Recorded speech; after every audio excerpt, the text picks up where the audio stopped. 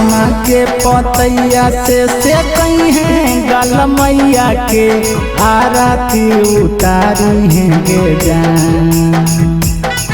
आगे पाना के पतैया से कहीं है गल मैया के आरती उतारी है गे जान। आगे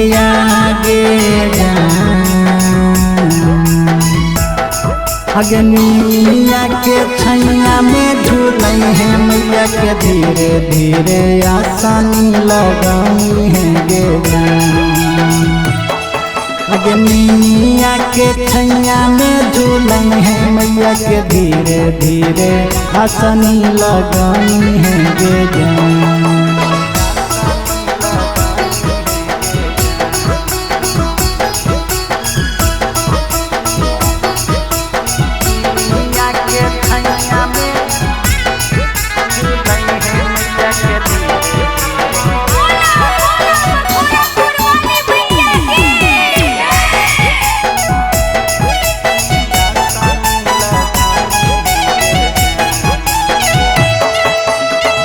जन्मो जन्म से हाथे जुड़ल बंधन गे मैया के करहे प्रणाम गे हे गे मैया के करहे प्रणाम गे।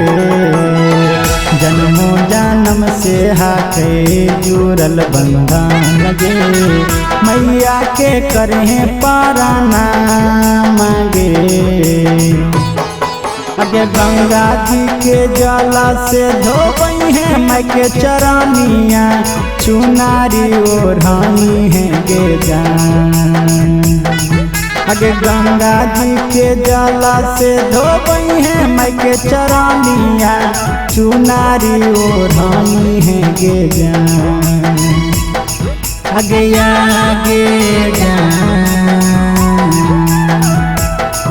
अगनिया के छैया में झूलई है मैया के धीरे धीरे आसानी लगाई है गे जान।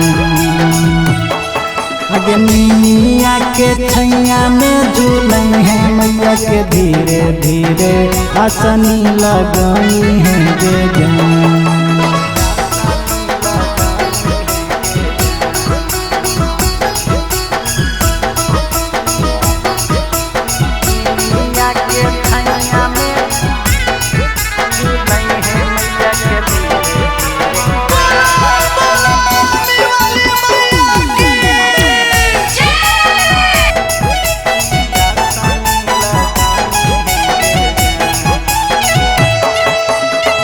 घरवा में माइया के कलसा बैठाई है 9 दिन करहे से बादारी गे आगे 9 दिन करहे से बादारी गे।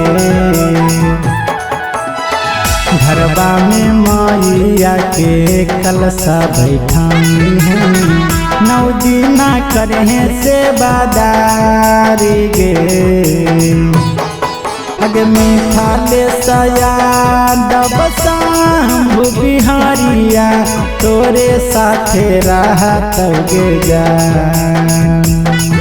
अगे मीठा ले सया डबसाम्भु बिहारिया तोरे साथे रहत गे जान। आगे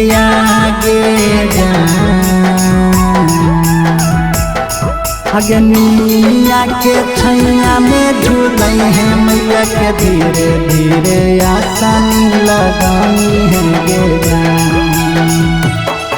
अगनिया के छैया में झूलई है मैया के धीरे धीरे आसानी लगाई है गे जान।